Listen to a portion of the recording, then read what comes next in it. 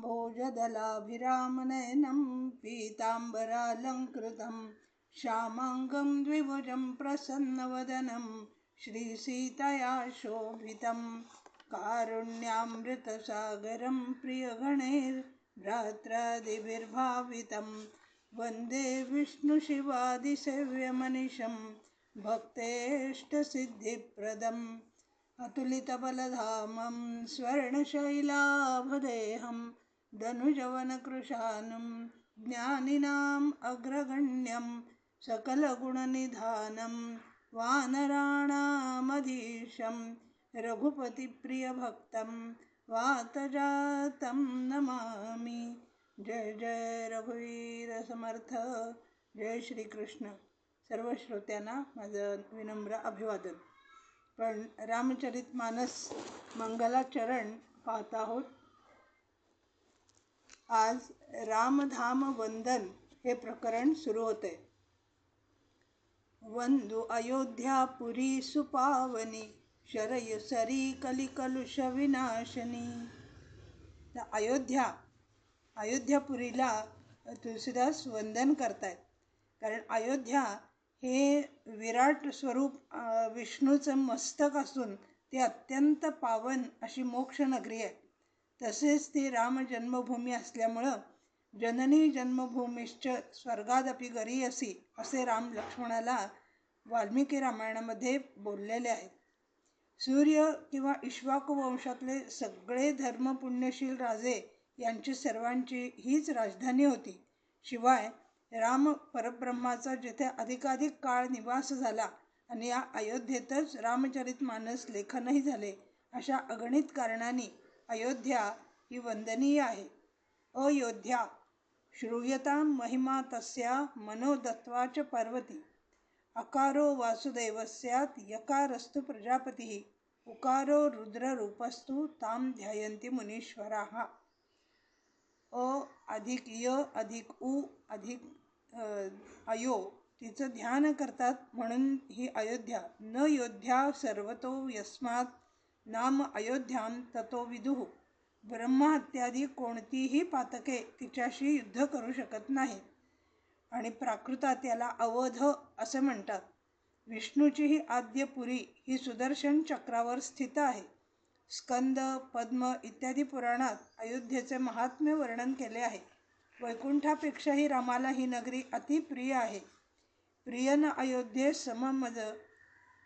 सममजतेही असे राम स्वतः बोललेले आहेत. जे रामाला प्रिय ते रामभक्तांना वंदनीय पूजनीय असं असणारच. म्हणून या अयोध्यापुरीला प्रथम तुलसीदास वंदन करतात आणि त्यानंतर शरयू सरी कली कलुष विनाशिनी शरयूला वंदन करतात. कारण मूळ हिचं नाव आहे सरयू. सर म्हणजे सरोवर. ही मूळ कैलास पर्वतातील मानस सरोवरातून उगम पावलेली म्हणून हिचं नाव सरयू असं आहे. किंवा ब्रह्मरसाचा प्रवाह घेऊन वाहणारी. कारण परब्रह्माला पाहिल्यानंतर ब्रह्मदेवाच्या डोळ्यातून जे प्रेमाश्रू वाहिले त्यातून जिचा उगम झाला अशी ही शरयू. किंवा ब्रह्मदेवाच्या एका बाणामागून शरामागून जाणारी अशी ही शरयू आहे. तसेच रामांसह आजवरच्या सर्व पुण्यश्लोक सूर्यवंशी राजाने हिच्यात स्नान केल्याने ही अधिकच पुण्यवान पुण्यदा अशी बनलेली आहे. राम स्वमुखाने म्हणतात की जन्मभूमी मम पुरी सुशोभन शरयू उत्तरे वाहे पावन तिच्या स्नाने विना प्रयासा मम समीप नर पावे वासा. म्हणजे केवळ तिच्या दर्शनाने आणि स्नानाने माझ्यापर्यंत येऊन पोचतात असा इतका हिचा महिमा आहे. ही अयोध्येप्रमाणे वंदनीय आणि पूजनीय ठरते. आजही ती कलीचे सर्व दोष निवारण करणारी समूळ नाश करणारी अशी आहे. आता दुसऱ्या चौपाईमध्ये पुन्हा प्रणमतो पुर नारी नर प्रभु ममता थोडी ना जावर सिय निंदक अघ ओघ नाशले शोक हरुनि निज लोकी वसविले. अयोध्येचे नरनारी हे रामाला अत्यंत प्रिय आहेत. कारण राम राजा असल्यामुळं प्रजा ही त्याला पुत्रवत आहे आणि त्यांनी पुत्रवत आपल्या प्रजेवर प्रेम केलेलं आहे. उत्तर रामचरित या नाटकात तर त्यांनी अशी प्रतिज्ञा केलेली आहे की या माझ्या प्रजानुरंजनासाठी मला सीतेचा सुद्धा त्याग करावा लागला तरी मी करेन. आणि अशा त्या प्रतिज्ञेमुळं त्यांनी सीतेचा त्याग केलेला आहे.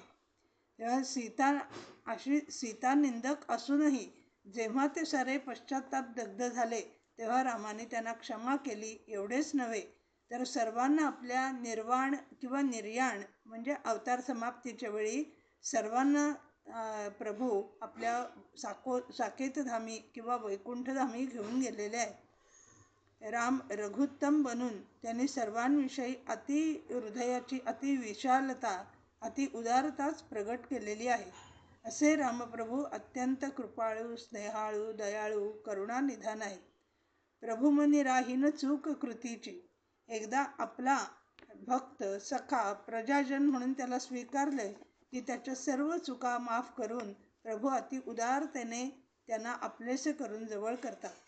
वेदांतात ममता सोडा म्हणतात, पण रामप्रभूंचं ज्यावर आपल्या प्रजावत्सल गुणानुसार प्रजेवर आत्यंतिक त्यांची ममता किंवा आसक्ती आहे, मग असे प्रजाजन का बरं वंदनीय असणार नाहीत. म्हणून अयोध्या शरयू आणि अयोध्यावासी यांना तुळशीदास वंदन करतात. सिय निंदक अघ ओघ नाशिले, शोक हरणी निज लोकी वसविले. आत्ताच आपण म्हटल्याप्रमाणे सीता रावणाच्या लंकेत 14 महिने राहिली होती आणि रावणाने तिचे अपहरण केल्याने तिला त्या दुष्ट पापी भोगी रावणाचा स्पर्शही झालेला होता.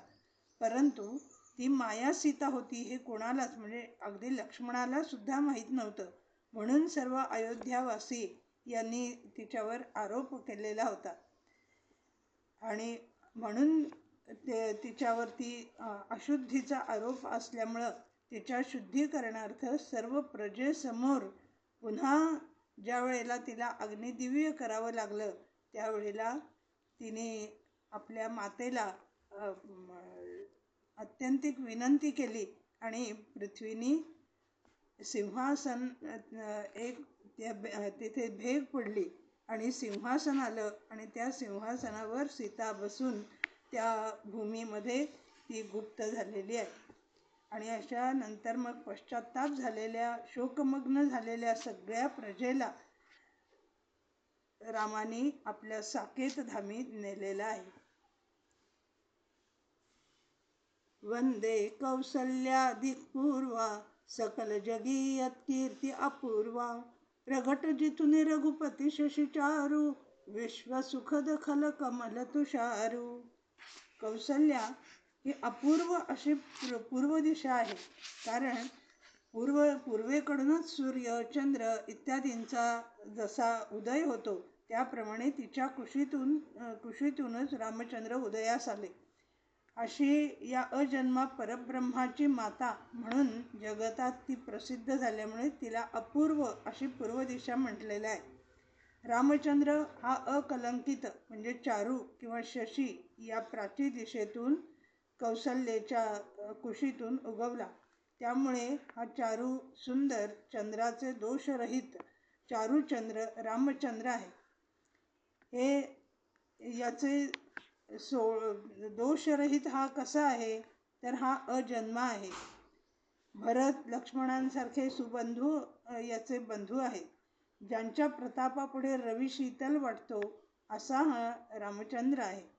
चंद्राप्रमाणे रामाने कधीही गुरु अपमान केलेला नाही. रामाची अक्षय अशी रामकीर्ती आहे. राम कोणालाही दुःख देत नाही आणि रावणाला ग्रासणारे राहू रामच स्वतः बनले आहेत. वारुणी म्हणजे अहंकाराचा स्पर्शाचा वाराही रामाला कधी लागलेला नाही.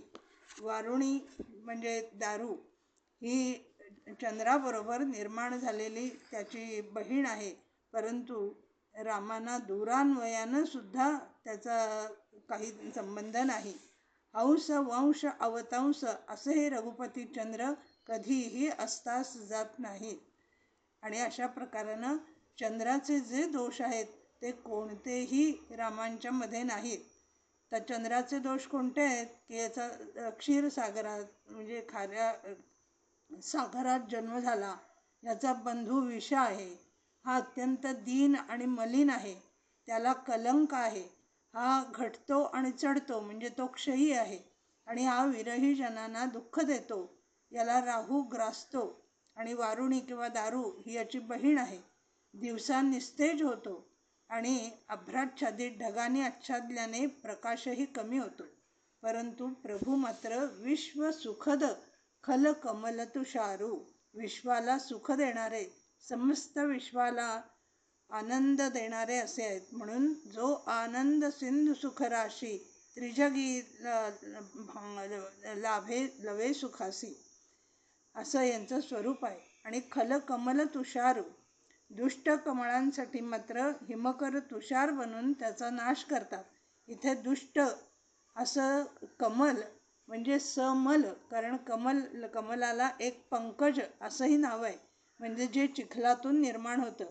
म्हणून पापरूपी पंकात उगवून त्यावर जगणारी व जगरूपी जलात वर येऊन अहंकार सत्ता मदाने फुलून गेलेली अशा या रावणाचा नाश करणारे असे सर्व सुर व संतरूपी भुंग्यांना बंदिवासात ठेवणारी रावणासारखी दुष्ट मलिन कमळे त्यांना रघुपती जणू हिमपात करून नाश करतात.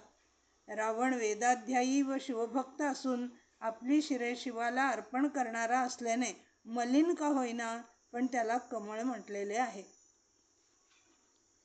प्रगट जेथून रघुपती शशी चारू, विश्व सुखद खल कमल तुषारू, दशरथ नृपसह राहण्या सकला, गणुनी मूर्ती शुभ पुण्य मंगला, नमन वाङ्मने करास जोडुनी, करा कृपा सुत सेवक जाणुनी, जास निर्मुनी धन्य विधाता, महिमा सीम राम पितृमाता, वंदु अयोध्यापाल प्रेम सत्य जा रामपदी, विरहित दीन दयाल प्रियतनु तृण सम परिहरिली, सियावर रामचंद्र की जय शरणम.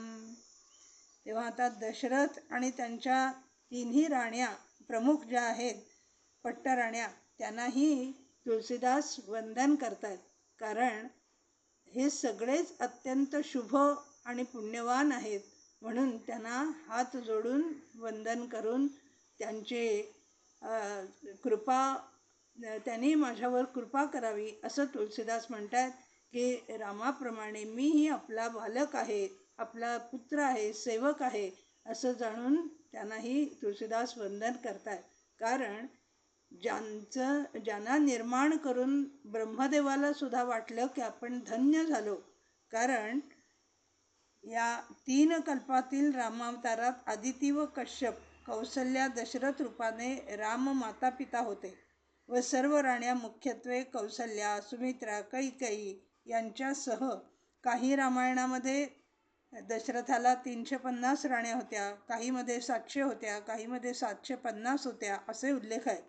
पण हे सारेच जण शुभ पुण्यशील व मंगल आहेत, म्हणून सर्वांनाच कवी हात जोडून मस्तक नमवून साष्टांग नमस्कार करीत आहे.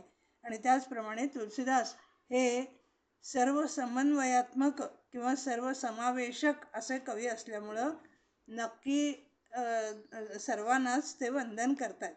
आणि परब्रह्माचे माता पिता यांना निर्माण करून विधाता किंवा ब्रह्मदेव स्वतःला धन्य झालो असे म्हणतात.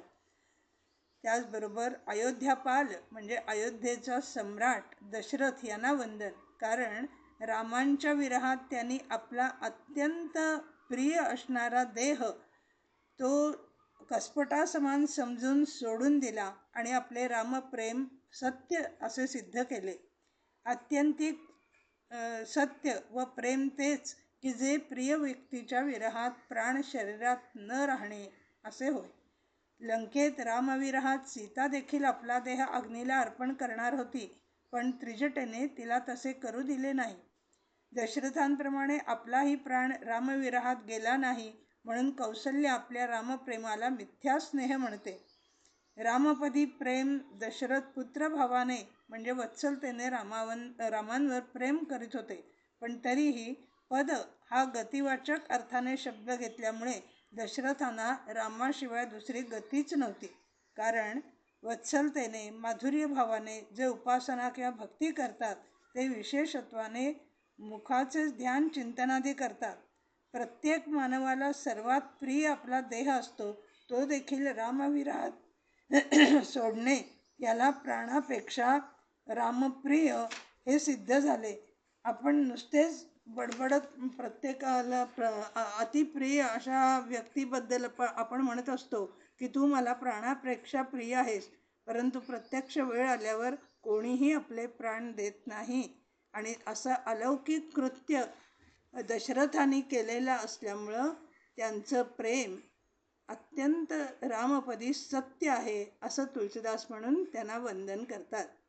आणि त्यानंतर प्रणमन परिजन सहित विदेहा गूढ रामपदी करिजो स्नेहा योग ठेविला भोगी लपवुनी प्रकट सपदी तो रामा निरखुनी. परिजनांसह विदेह किंवा राजा जनक याला तुलसीदास प्रणाम करतात. कारण त्यांचा रामस्नेह हा अत्यंत गूढ म्हणजे ज्ञान किंवा योगामध्ये लपलेला होता. त्याने आपले रामप्रेम किंवा भक्ती ही ज्ञान आणि योगात लपवून ठेवलेली होती. परंतु जनकांचे हे रामप्रेम रामांना पाहताच असे उफाळून आले आणि जनक सर्व भोगांचा उपभोग घेत असून सुद्धा अत्यंत वैराग्य वृत्तीने जगत होते. म्हणून तेन त्यक्तेन भुंजिताः याप्रमाणे बहिर्भोगी आणि अंतर्त्यागी असं त्यांचं आयुष्य होतं. म्हणून त्यांना राजर्षी म्हणतात. रामांना पाहताच त्यांचे गुप्त असलेले प्रेम ब्रह्मज्ञानाला जबरदस्तीने त्यांच्याही न कळत बाजूस सारून प्रगट झाले. म्हणून तिथे तुलसीदासांनी वर्णन केले, ब्रह्मसुखामन जबरी त्यागी. उपासना पद्धतीनुसार आधी परिवारादी आवरण देवतांचे पूजन करून सर्वात शेवटी मुख्य देवतेचे पूजन करतात. म्हणून राम सीता यांना सर्वात शेवटी वंदन केलेले आहे. प्रणमी प्रथम भरत चरणांना वर्णवेन यद्व्रत नेमाना यन्मन राम पदांबुजराही लुप्त मधुपसे त्यजन जराही. भरत रामापेक्षा लहान असल्याने त्यांच्या चरणांना कमल शब्द वापरला नाही, पण भरत चरणांना सर्वप्रथम वंदन. कारण ज्याप्रमाणे ते 14 वर्षे व्रतस्थ होते त्याचे वर्णन शब्दात करणेच अशक्य. सर्व ऋषीमुनींना लाज वाटत असे इतके भरत तपस्वी जीवन समृद्ध संपन्न अशा अयोध्येत राहून जगत होते. आणि म्हणून म्हणतात की भरताचे मन रामपद कमलात आत जाऊन मधुप बनून मधुचे म्हणजे रामभक्तीचे पान करीत होते. एका क्षणाने वा एका कणानेही भरत रामप्रेमात विरल झाले नाहीत. असे भरतांचे रामप्रेम अखंड अविरल एकरस होते. राम आपल्यावर प्रेम करोत वा न करोत त्यांच्यावर प्रेम करणे व प्रेमाचं नेम टिकवणे हे भरतांचे ब्रीद होते किंवा आहे. चातकाप्रमाणे भरतांचे एकांगी एकनिष्ठ प्रेम होते. म्हणून त्यांना अत्यंत विनयाने तुलसीदास वंदन करतात. वंदे लक्ष्मण पद जलजाते शीतल सुभग भक्त सुखदाते रघुपती कीर्ती पताके विमले ज्यांचे यशदंड सम बनले. शेष सहस्र शीर्ष जग कारण जो अवतरला भूभय धारण सदा प्रसन्न असो माझ्यावर कृपा सिंधू सौमित्री गुणाकर. तेव्हा लक्ष्मणाच्या पदांना जलज कमळ हा शब्द वापरलाय. कारण लक्ष्मण प्रपंचरूपी पाण्यात राहून कमलाप्रमाणे पूर्ण अलिप्त होते. वर पाहता लक्ष्मणांचा स्वभाव शीतल आहे हे पटत नाही, पण ते रागावतात केव्हा? जेव्हा रामप्रताप रामयश यांच्यावर कोणी टीका करतो तेव्हाच. एरवी ते अत्यंत शीतल व उदार आहेत. हे लंकाकांडातील रावणाचे हेर शुक व सारण यांवर दया दाखवल्याने सिद्ध होते. याचाच अर्थ लक्ष्मणाचे रामप्रेम हे अनन्य, पूर्ण निष्काम असे असून ते स्वतःस रामाचा साधनहीन सेवक समजतात. अर्थात भरत, लक्ष्मण, शत्रुघ्न तिन्ही भाऊ स्वतःला रामांचा सेवकच मानतात आणि तसे वागतातही. त्या रघुपती कीर्ती पताके विमले, ज्यांचे यश दंडासम बनले. त्या रघुपतींची कीर्ती ध्वजा किंवा कीर्ती पताका ही त्रिभुवनात व 14 भुवनात अखंड फडफडत राहणारी आहे. पण हा कीर्तिध्वज कसा उभा राहतो? की ज्या दंडावर तो उभा आहे तो दंड किंवा काठी म्हणजे लक्ष्मण होय. आपण गुढीपाडव्याला गुढीपूजन करतो म्हणजे दंडाचेच, काठीचेच पूजन करतो. पण ध्वज मात्र सन्मानाने आकाशात फडकत राहतो. म्हणजेच राम लक्ष्मण हे अन्योन्याश्रयी आहेत, कारण दंडाशिवाय ध्वज राहूच शकत नाही. पण सर्वांचे लक्ष काठीकडे न जाता, दंडाकडे न जाता त्या ध्वजाकडेच जाते. अशा तऱ्हेनं दंड स्वतः दुर्लक्षित राहतो, पण पूजा दंडाचीच होते. असे लक्ष्मण परमवैराग्यशील आहेत. त्यांना स्वतःची कीर्ती वगैरे नकोच आहे, परंतु रामकीर्ती आकाशात अखंड अविरल फडकत राहावी यासाठी ते प्रयत्नशील असतात. म्हणून त्यांना रघुपती कीर्ती पताके विमले असं त्यांचं यश दंडासम बनले असं म्हटलेलं आहे. वेदांत दृष्टीने ज्ञानाची ध्वजा फडकायची तर त्याला वैराग्याचाच दंड हवा. या चौपायात लक्ष्मण स्वभाव व चरित्र हे दोन्हीही दिसतं. त्याचप्रमाणे विष्णू आणि शेषशाही नारायण किंवा परमात्मा परब्रह्म राम असे कल्पभेदानुसार रामावतार होतात. विष्णू व नारायण अवतारात राम असतात तेव्हा लक्ष्मण शेष बनतात व परमात्मा राम असतात तेव्हा लक्ष्मण नारायण असतात. लक्ष्मण म्हणजे रामाचा बहिश्चर प्राण. उपनिषदात म्हणतात द्वौ सुपर्णौ सयुजा सखायाम, आणि भूभयधारण, भूमीचे भय निवारण करण्यास अवतरलेले राम लक्ष्मण सीता आहेत. कृपा सिंधू सौमित्री गुणाकर हे कृपा तुळशीदास परंपरेत लक्ष्मणास भक्तिमार्गाचे आचार्य म्हणतात. म्हणून मानसात कृपा सिंधू शब्द गुरु, राम, शिव यांनाच वापरला आहे. इथे अपवादात्मक लक्ष्मणास वापरला आहे, कारण ते शीतल जे सुमित्रेच्या उपदेशानुसार अनन्य रामभक्त होण्याचा आशीर्वाद लक्ष्मणांकडूनही मिळावा हा तुळशीदासांचा हेतू आहे. रतिनित्य